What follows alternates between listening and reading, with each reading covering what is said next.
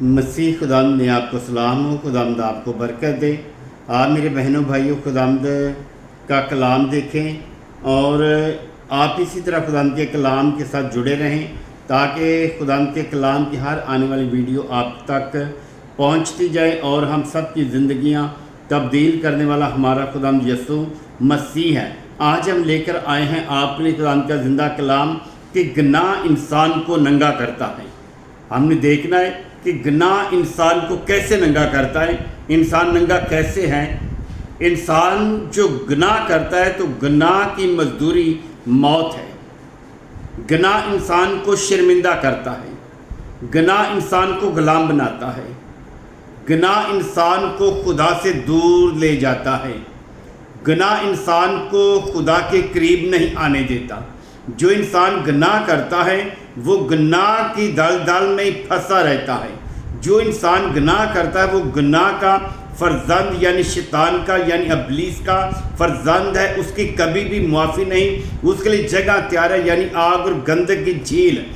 گناہ جو انسان کے اندر موجود ہے، جو گناہ جو انسان کے دل میں اپنی جڑ کو پیدا کرتا ہے، گناہ جو اپنے اندر گناہ اپنا بیج انسان کے اندر پیدا کرتا ہے، گناہ جو ہے انسان کو غم، انسان کے دل میں غم پیدا کرتا ہے۔ غم انسان کے لیے موت کے دن قریب لاتا ہے۔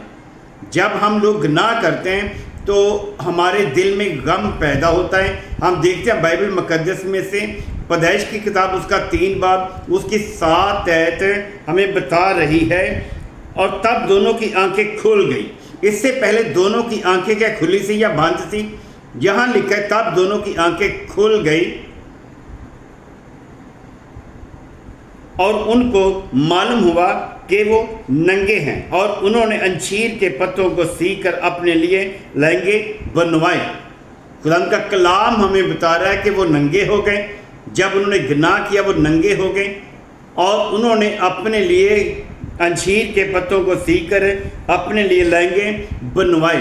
ننگے کس بات سے ہوئے؟ ان کے درمیان سے، ان کے جسم میں سے، ان کی روح میں سے، ان کے درمیان میں سے خدا کا ہاتھ اٹھ گیا اور وہ ننگے ہو گئے۔ خدا سے وہ جدا ہو گئے، خدا سے وہ انسان یعنی آدم جدا ہو گیا۔ یہ حکم آدم کو دیا گیا تھا کہ تم باغ کے درخت کا ہر پھل بے روک ٹوک کھا سکتے ہو، لیکن نیکی اور بدی کے درخت کی پہچان رکھنا، اسے نہ چھونا نہ کھانا ورنہ مر جاؤ گے۔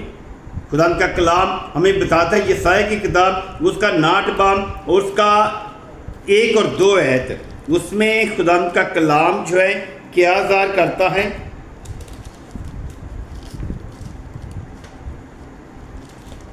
یسایا کی کتاب اس کا 9 باب اس کی 1 اور 2 آیت میں کیا لکھتا ہے؟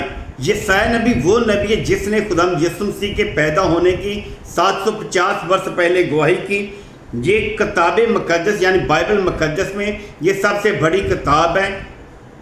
لکھتا ہے دیکھو خدا کا ہاتھ چھوٹا نہیں ہو گیا کہ بچا نہ سکے، اور اس کا کان بھاری نہیں کہ سن نہ سکے۔ خدا کا ہاتھ جو ہے وہ چھوٹا نہیں جو انسان کو بچا نہ سکے، اور اس کا کان بھاری نہیں جو کہ اس کی آواز نہ سنے۔ جب خداوند نے آدم کو باغ عدن میں آواز دی، پہلی آواز دی تو خاموش، دوسری آواز دی تو خاموش، تیسری آواز دی تو اس نے کہا کہ میں ننگا ہوں۔ تو خداوند نے کہا کہ تجھے کس نے بتا دیا کہ تو ننگا ہے؟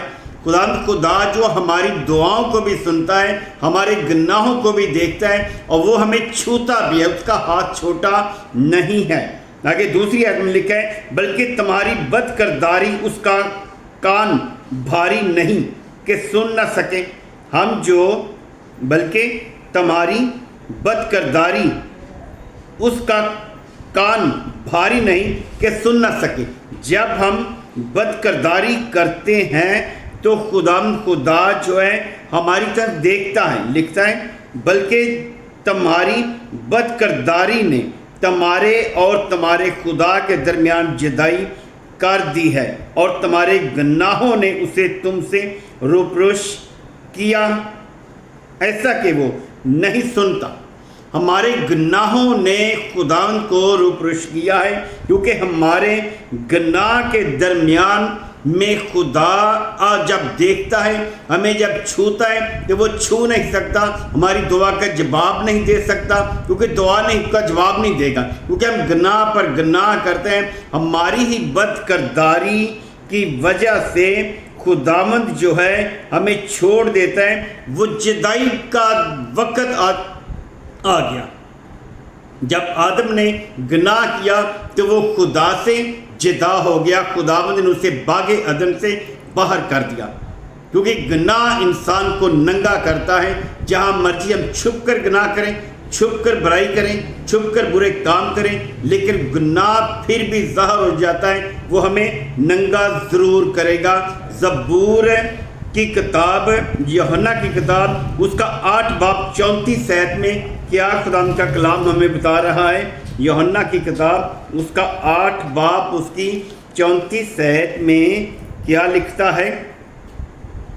یسوع نے انہیں جواب دیا، میں تم سے سچ سچ کہتا ہوں کہ جو کوئی گناہ کرتا ہے گناہ کا غلام ہے۔ اگر آدم نے گناہ کیا تو وہ گناہ کا غلام، آج تک ہم لوگ بھی گناہ پر گناہ کر رہے ہیں اور گناہ کی غلامی میں ٹھہرے ہوئے ہیں اور گناہ پر گناہ ہی کری جا رہے ہیں، اور ہم اس بات سے باز نہیں آ رہے، لیکن اپنے ننگے پن کو بھی ہم ڈھک نہیں سکتے۔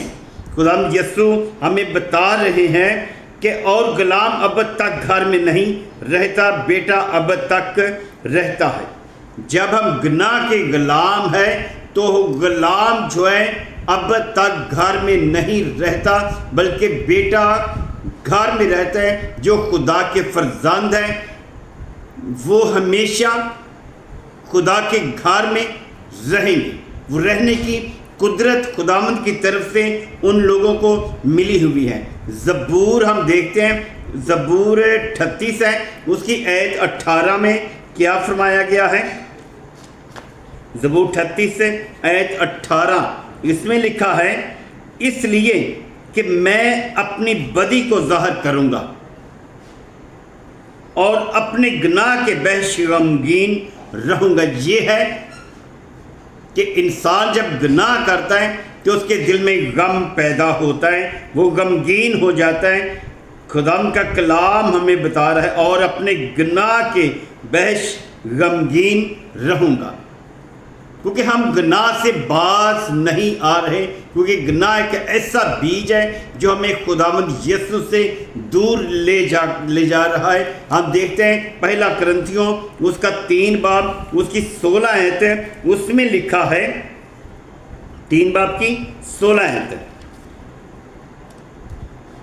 خداوند کا کلام، کیا تم نہیں جانتے ہم گناہ پر گناہ کر رہے ہیں، ہم ننگے ہو رہے ہیں لیکن ہم اندھے بھی ہیں، ہماری آنکھوں میں چربی ہے، ہمارے دل پر جہان کے خدا نے چربی سی چڑھا دی ہے۔ تو لکھا ہے، کیا تم نہیں جانتے کہ تم خدا کا مقدس ہو